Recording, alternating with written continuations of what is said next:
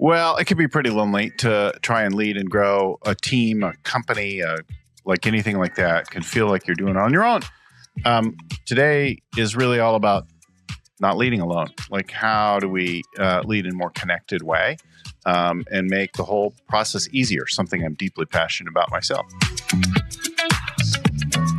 Hey everybody, Bill Gallagher, scaling coach and host of the Scaling Up Business Podcast. Our show comes to you every week with a story, a guru, an author, a CEO, something about growing your business, something that makes the whole process easier, more enjoyable, like all that. And you'll find more than 620 shows at scalingcoach.com or wherever you're getting this right now. Just wherever you are right now, like, subscribe, and share it with some friend if it's useful for you. All right, listen, I'm joined now by an author we've talked about many, many times. Vern's talked about it. Well, at least the Never Eat Alone book. But he's written a whole bunch of other books. And I met Keith Ferrazzi in person at a program or a thing called the Yearn, an event. It was super cool. And we finally connected. I've been wanting to get him on the show ever since then. It's almost 2 years now since we were at the Yearn, but it's great to get together. And he's got a new book out now. He's written a number of books: Never Eat Alone, Leading with Authority, Competing in the New World of Work. He's been a thought leader. He was a big deal at Deloitte. He's been covered in all kinds of, super prestigious things. We don't have to go on and on about all of them, but the HBRs and the Wall Street Journals and things like that of the world, the fast companies. And he's a lovely human. So I have carried at least the spirit of Never Eat Alone very close to my heart. And this is an area that I'm weak at, like the relationship side of things. So glad to have you on the show. Welcome to the show, Keith. Bill, thank you. What a beautiful introduction. I can't wait to dive in and pick apart a few of those things. So what is the thing that you think most people get wrong in the world of relationship building, relationship cultivation, nurturing, management? So we're going to start OG with Never Eat Alone. And we're going to work our way through 20 years of all the way up to high-performing teams and Never Lead Alone. Look, I think there's a correlation between the two, and there's a core IP at the center of all of our work. And that is that relationships need to be as far away from transactional as you can. And it doesn't take any more time to make them authentic than it does to make them transactional.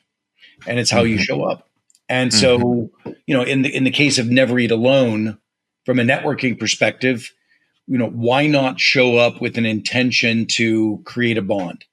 And as I've always found, the golden key that opens up that gate is actually vulnerability. It's showing up, being willing to share something about yourself. And you experience that at our gathering called the Yearn.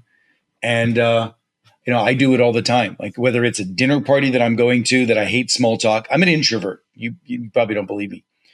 I'm an introvert who has learned how to engineer a better way of showing up and being.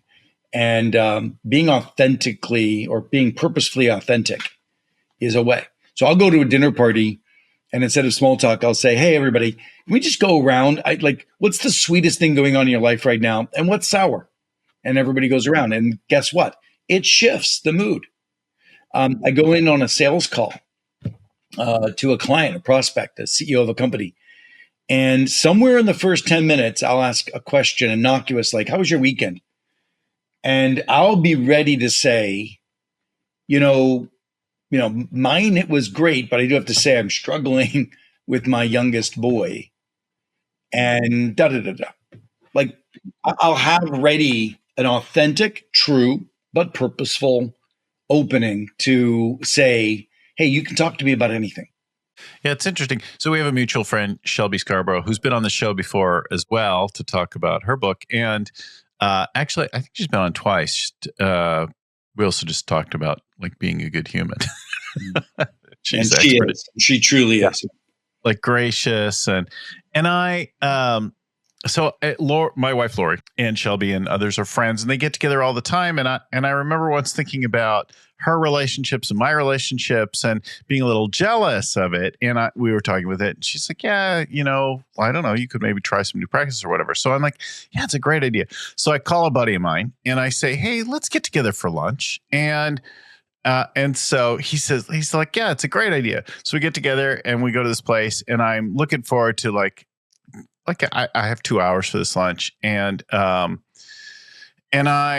sit down and I'm really delighted for it. And I've done a lot of this, like after I read the book and after I went to Italy for a while, I came back and I'm like, I need to spend more time connecting and I love to eat well. And so I would do that, but I still, although I would leave more time for it, I still would tend to be transactional and impatient.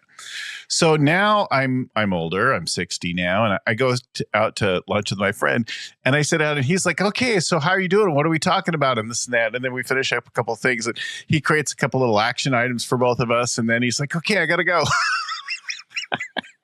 Well, you can always set expectations. One of the things is I coach executive teams, I will try to set an expectation that this is going to be unique. This is going to be different. I will often host CEO dinner parties in the Bay Area, and I will really work on the language of the invitation. I'll say to folks, this is going to be a unique experience. It will be 12 people, one table conversation, authentic and deep. And my intention of the evening is that you'll leave and be able to feel comfortable picking up and texting each other over the weekend saying you need help. So that's my intention at the dinner. Now, flip that ahead 20 years and the new book, right? What do you do for a team when you want that team to have each other's back? What do you do for a team so that it has the same kind of psychological safety that it can kick each other in the butt, right? It's like I want people to care so much about the mission and each other that they will wrestle ideas, they will challenge performance, etc. And by the way, I want that in my personal life too. I mean, there's a thread here which says, I want a set of relationships, and I had to give it a name. I called them co-elevating relationships. A relationship whereby being in that relationship, whether it's a work relationship, personal relationship, by being in that relationship, both individuals are pushing each other higher. That to me becomes a new earmark for high-performing relationships, team, business, personal, otherwise.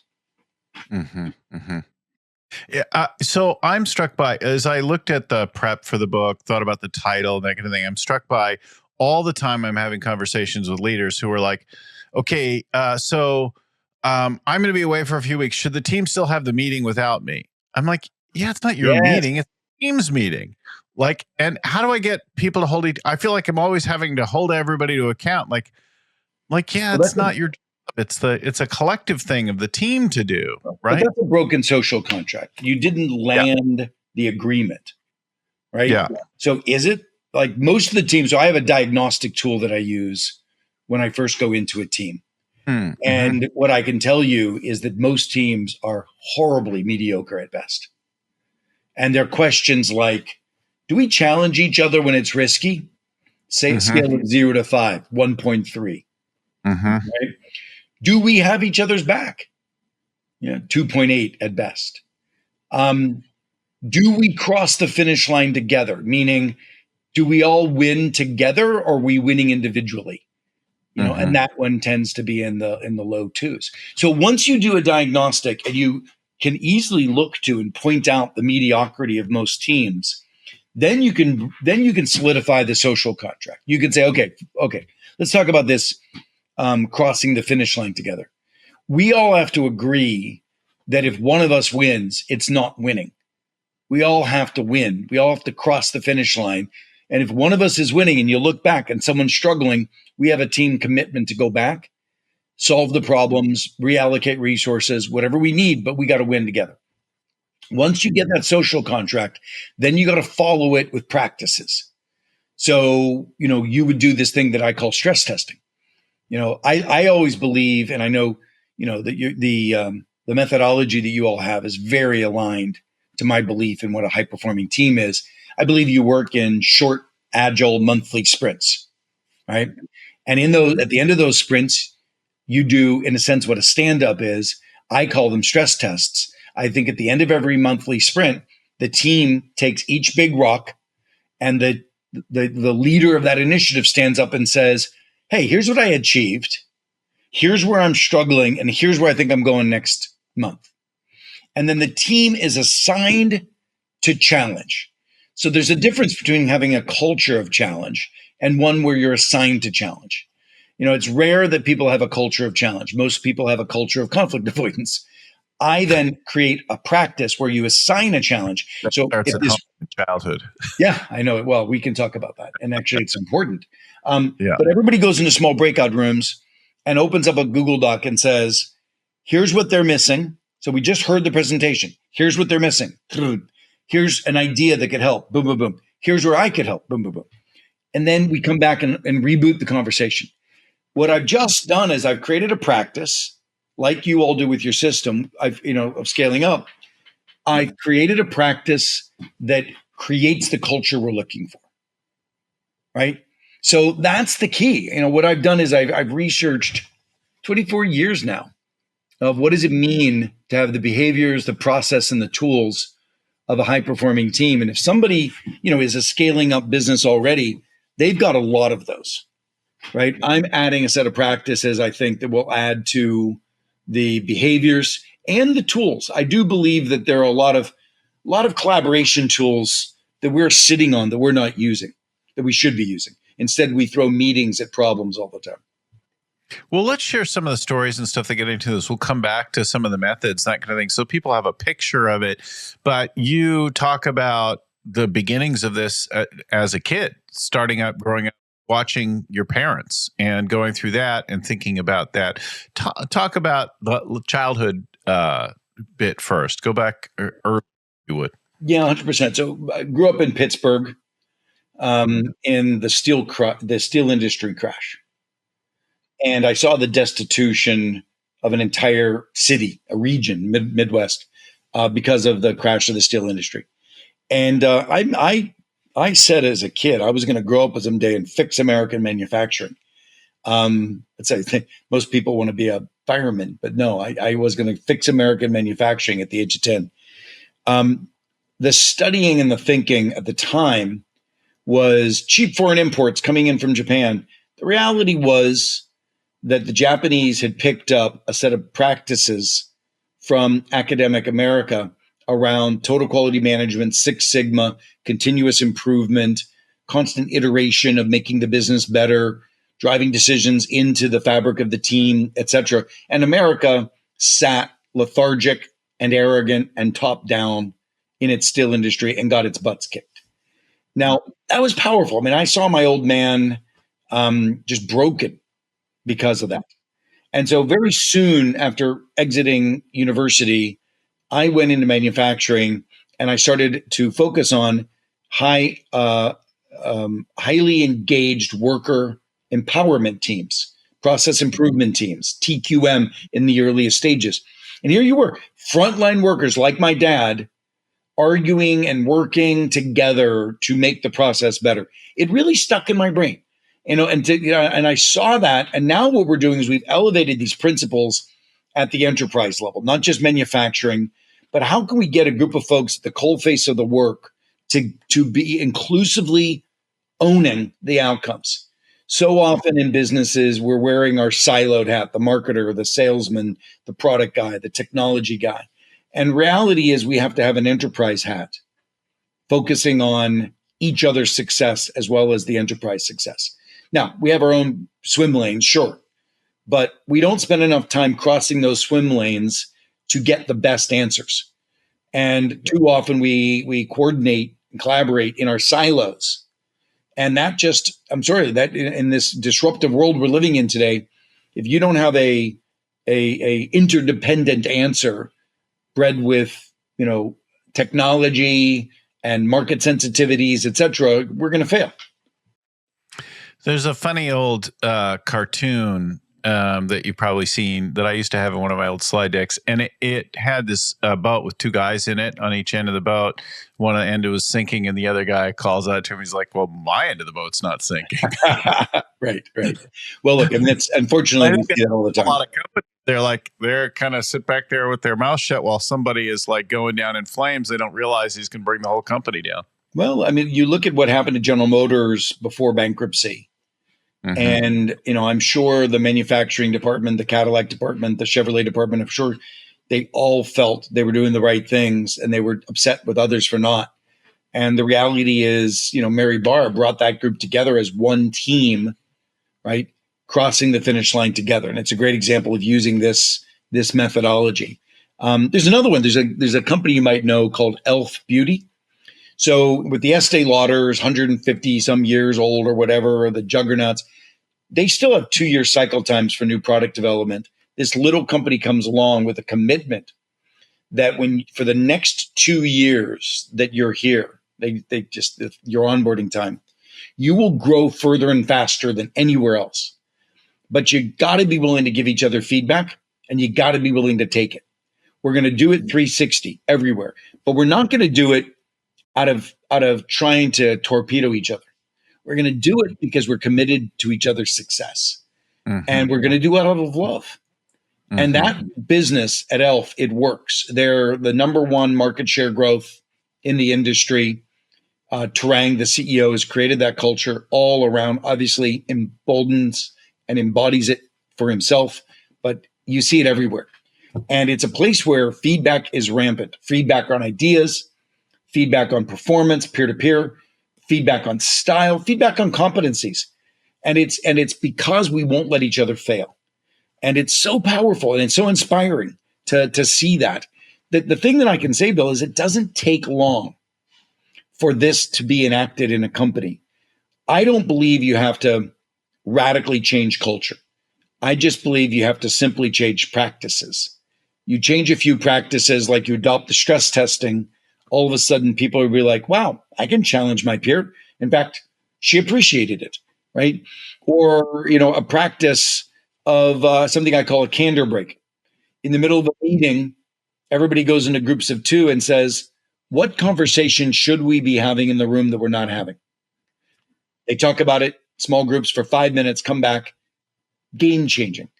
Simple practices change culture, and people are so intimidated thinking culture's immutable. And reality is it's simple to change.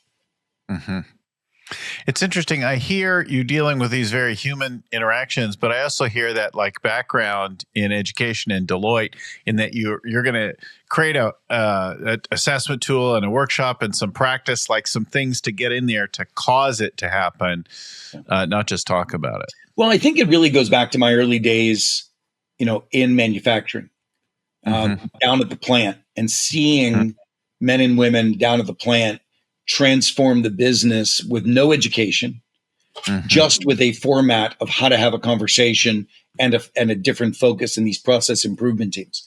And I started to realize how much more we can expect from people, but not just people, but from teams. I know the book is called, Never Lead Alone, 10 Shifts from Leadership to Teamship.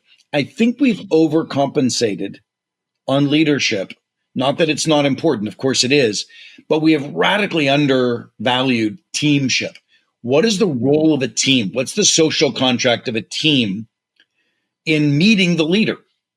And so, like you said, somebody says, I'm leaving for Italy, should the team keep meeting? Not a question.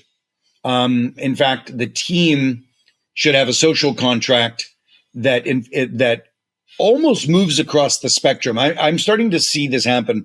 One end of the spectrum, you have autocratic, top-down, command and control, hub-and-spoke leadership.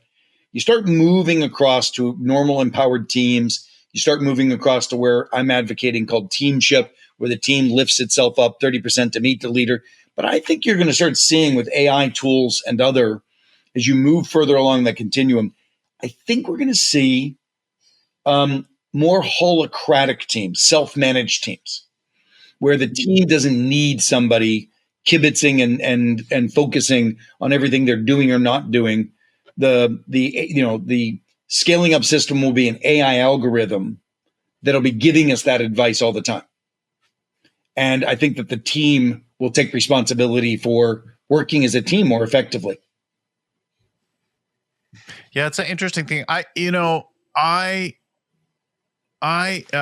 You mentioned candor in all that, and breaking through in all realms. And a lot of people have popularized or jumped on the bandwagon of radical candor, feeling like we're all not telling the truth.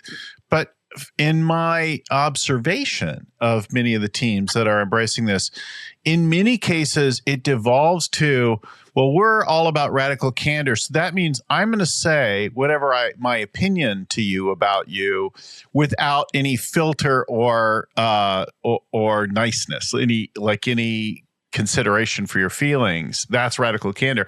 And what there isn't is like any humanity or compassion or any like self-confession. Like, look, I screwed this thing up, guys, and I don't know what to do next. Yeah. So there's there's a lot of unbundling of what you just said. So let's take it piece by piece. Yeah.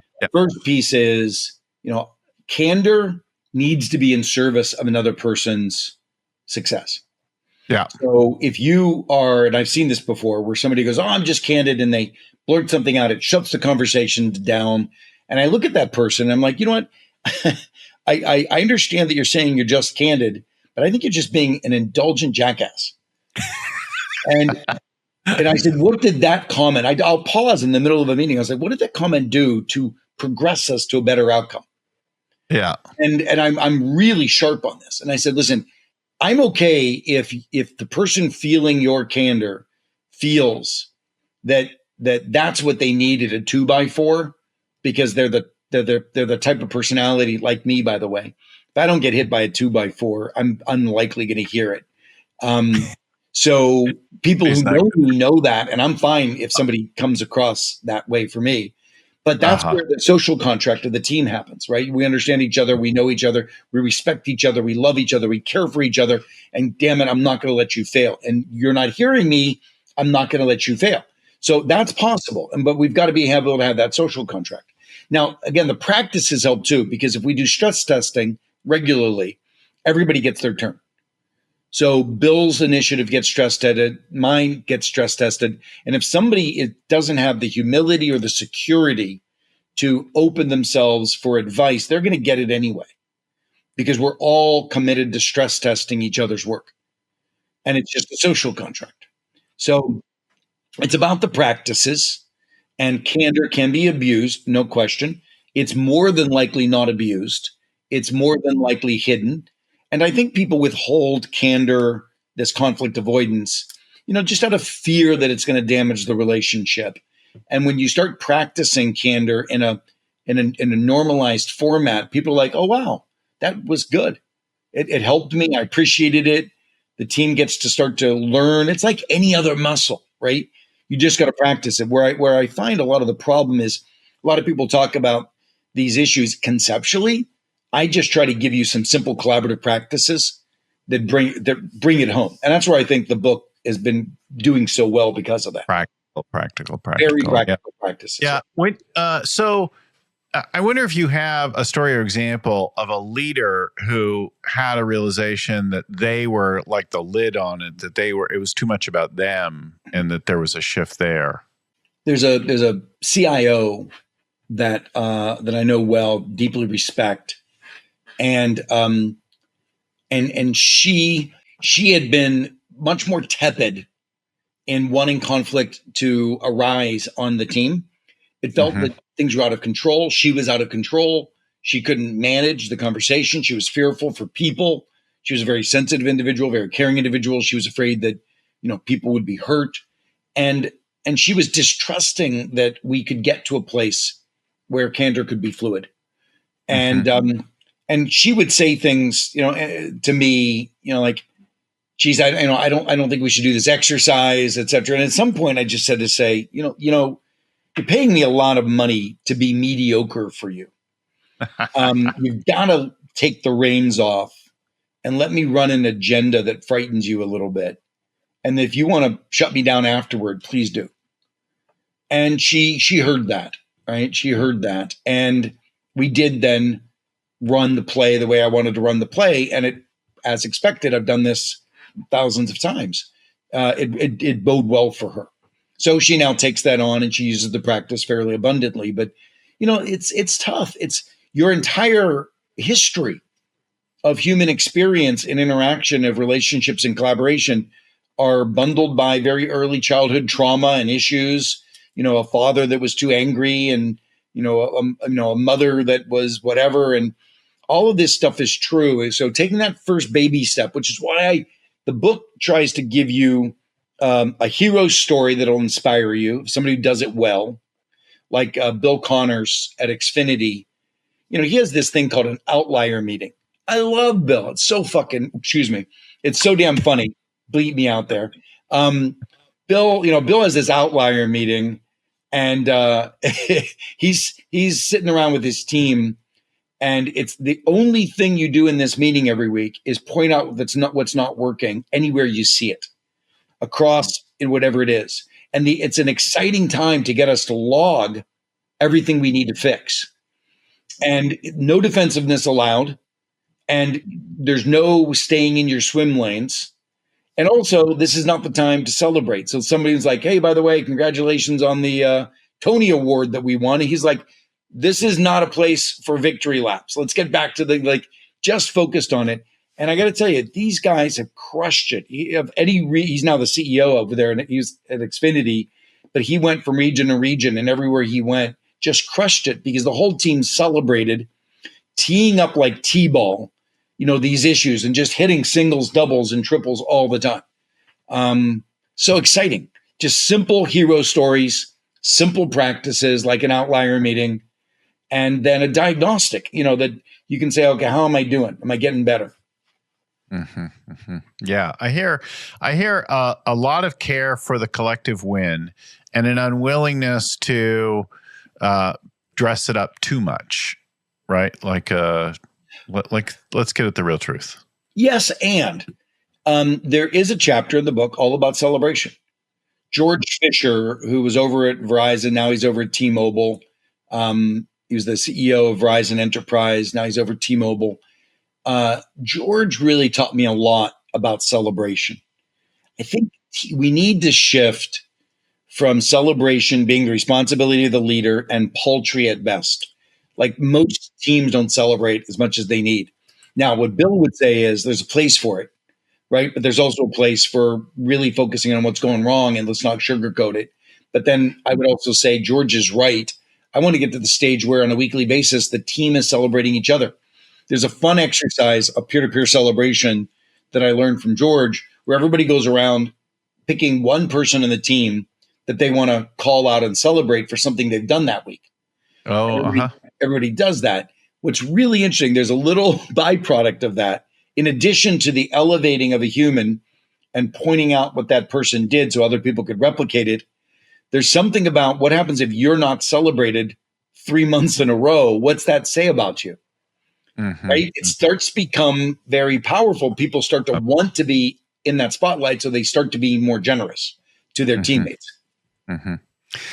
So most of our teams at the beginning of meetings, after some temperature check, some kind of thing to like let them arrive and transition to the meeting to maybe they came in from a stressful family thing or bad traffic or whatever, like just allowing people to be wherever they're at to start.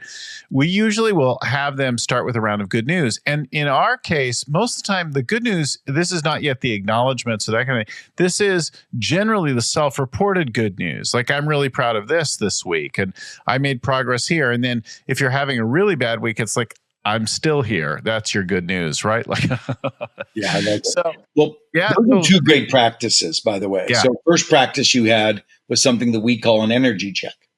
And I formalize that a little bit. I like when people start these meetings, I'd like people to give a score to their energy so that we can start to be cognizant of what it is relative to other times. Because sometimes, I want to know that somebody who's always a 5 comes in at a 4. Then you pause and you're like, are you okay?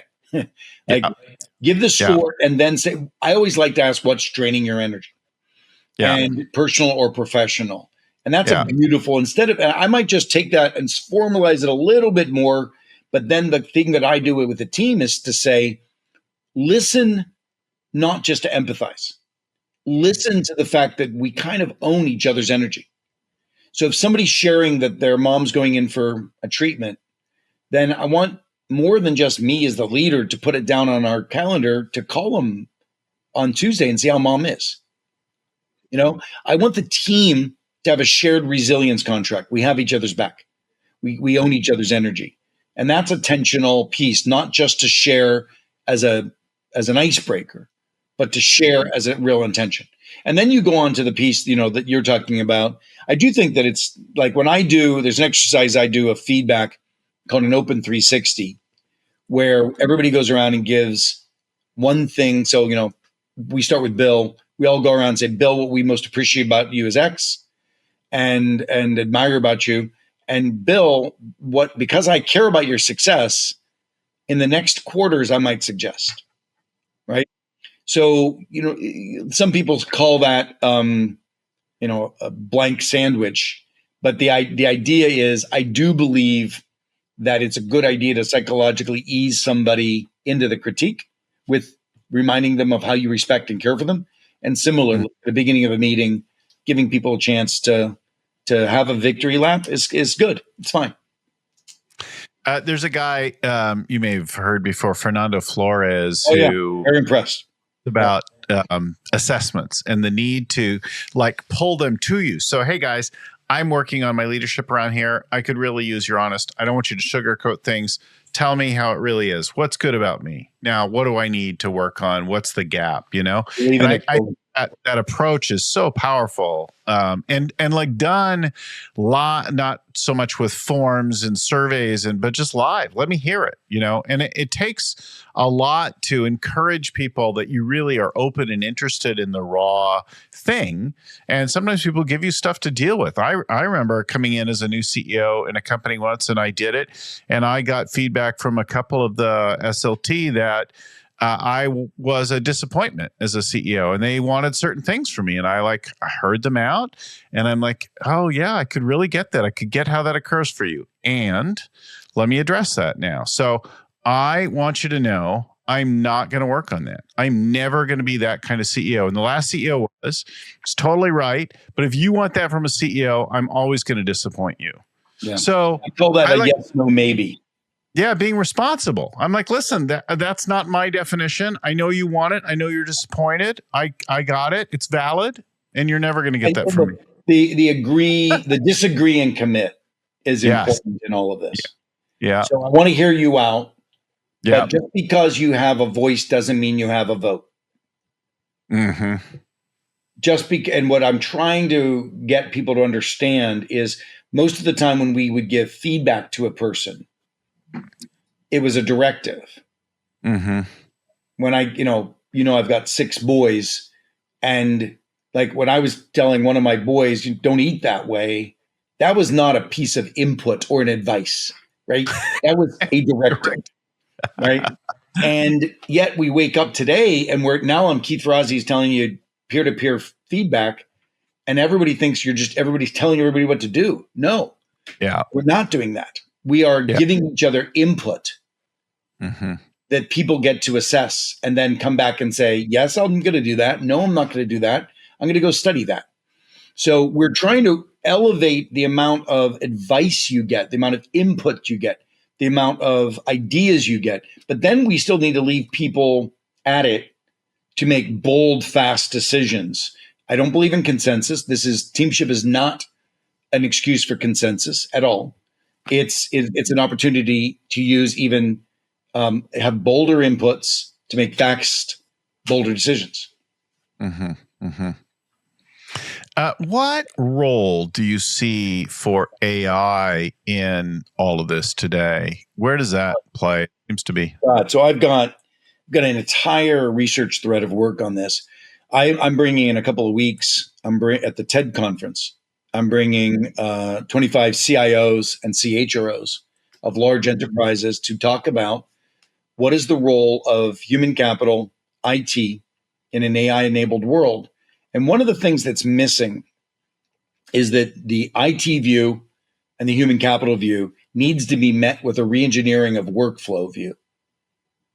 Workflows need to be reengineered with AI. A lot of people are throwing generative AI tools and saying, well, how does this role get different in generative AI? That's wrong. They should be saying, how do we re-engineer the workflow? And that role may no longer exist. I mean, I'll give you an example when it comes to hiring. Right now, I'm doing this research for an article I'm writing.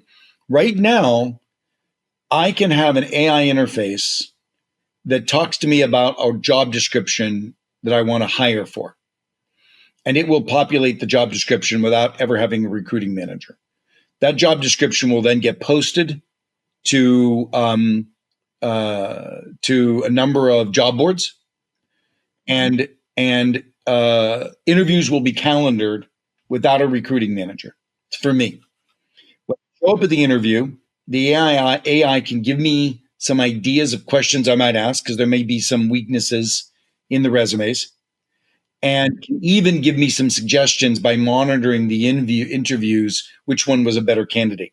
Now, now you no longer need HR for the beginning of a recruiting and interviewing process. You've done it with an AI. My question is, why are we telling people, to take a generative AI and say, what am I going to do if I'm a recruiting manager? No, we don't need you as a recruiting manager. We need to be rethinking the entire workflow. You're saying go bigger picture. Go broader and bigger picture with your use. You have to. Look, there's a big question right now, I think, that is beginning to mount in maybe not the most productive of ways, but how much do we have to take our organizations back to the studs as we rebuild them with AI? And if you look at what's going on in the government right now, there's a particular human going through the government with a chainsaw that a lot of people are applauding and a lot of people are horrified. Back in my day in the 90s, there was a guy named Chainsaw Al Dunlap that did the same thing with turnaround situations. I do think that there is a spectrum of how much we have to take and rethink things back to the studs. I think we need to do it in conjunction with our people. And I think our people are probably the best source of re-engineering workflows than some outsider would be. But we've got to start focusing them on that. Yeah, it's interesting. I was talking to a CEO this week about, he was like, I feel like a lot of my process need doing. My people are struggling and they can't do it for themselves. And I said, yeah, the doers often can't be the ones to invent. So the sort of people that execute on the regular aren't particularly innovative and inventive in their approach. And yet they also don't really like having new approaches forced on them. They don't see the value. But if you could bring in an innovator, you or an outsider, that kind of thing, and then innovate in partnership with them, you could create something that they would embrace, that they had a voice in, right? The only thing I'm asking, which is, with Teamship as a model, you become much more co-creative. Yes. And we used to innovate in our silos and then go get buy-in. Yeah. Well, now you're just trying to sell people on your ideas and you've never even incorporated theirs. And it's not just like make them feel heard. No, I want to hear them. I want to know what a technology person's perspective is here. I want to know what a marketing person's perspective is here. And I want us to be able to create a bolder, more informed decision that, by the way, will be faster to get into execution. And I talk a lot in the book, chapter 6, about reinventing meetings.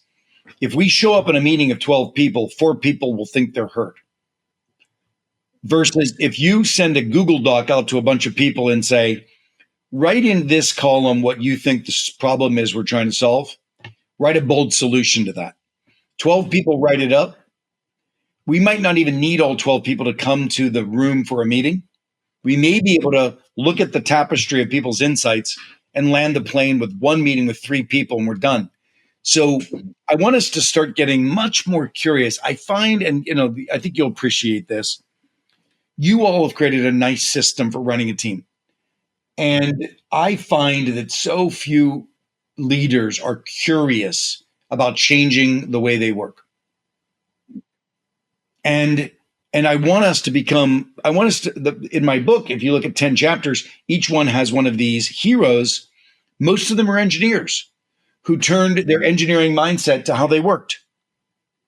We need to get much more engaged and curious about how we work. Yeah, it's a really interesting thing because you think about, like, especially if you're the founder or the CEO, the leader of the company, the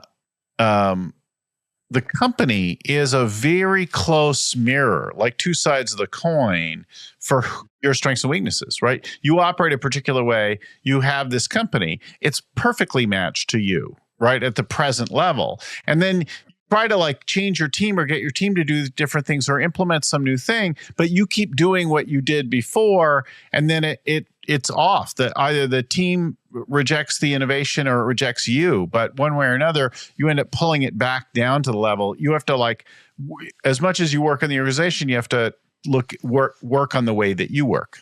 Yeah, totally agree. Working on the way you work. And that's just not done enough. And look, folks like yourself, folks like me, this book, we're trying to give a simple roadmap, simple process, simple practices. I think ours is beautifully complementary.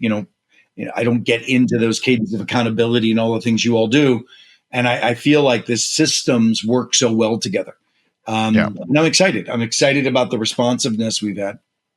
So, I'll throw up the website in just a second. The book is Never Lead Alone. What are some getting started things, the top couple things you think somebody should do to get started doing this?